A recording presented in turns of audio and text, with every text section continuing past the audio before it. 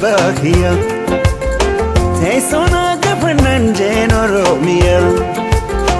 Igala fetia via bakia Mia ba manenda lato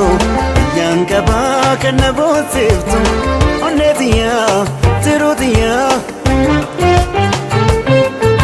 Ana fi soromia Oromia Oromia Oromia Oromia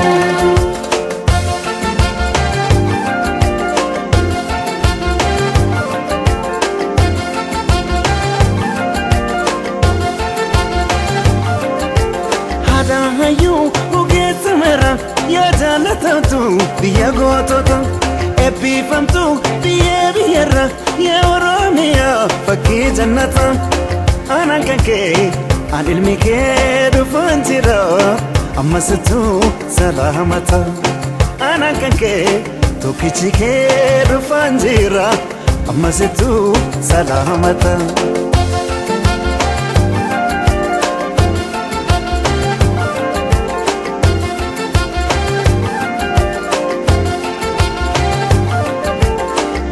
Konke mama galani dedero afro mudiznara shamaranke babredina ilkena nani wayana rira arjomake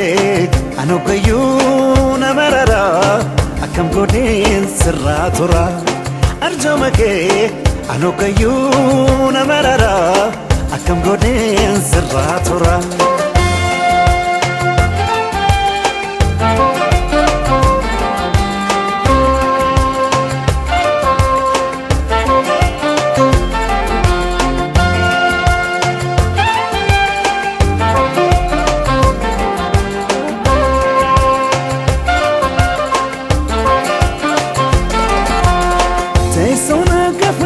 Jeno romia Igala fetia via bakia Teisona kafanan jeno romia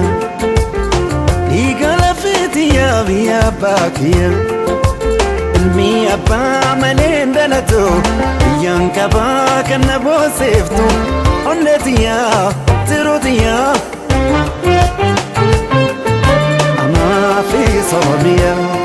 Oromia, Oromia, Oromia, Oromia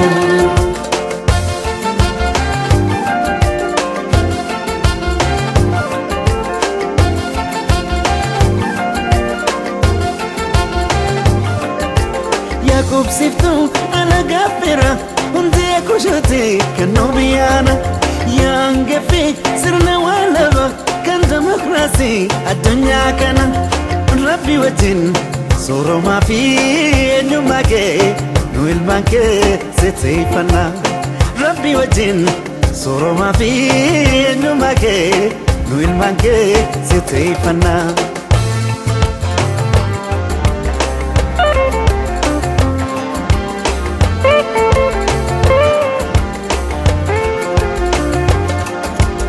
Apabo perrada Urka kelensasa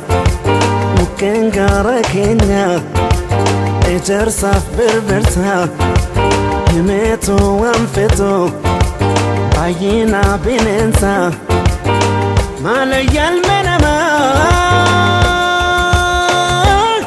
Malayal marumo Binensa karaletu Najiraya hanisa Mukengara Kenyatu Najiraya hanisa Bishan lagin Kenyatu Najiraya hanisa Laga awash kutatu Najiraya hanisa warra Kenyatu Najiraya hanisa Ilu apaburatu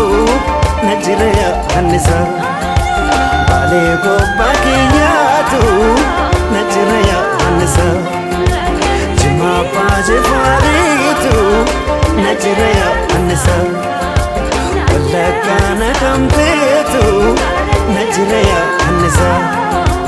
Waloka misedatu Najiraya hanisa Shawafin pinedatu Najraya Anisa Hararge balodatu Najraya Anisa Arsi asaladatu Najraya Anisa Sidamo diladatu Najraya Anisa Nagele boranatu Najraya Anisa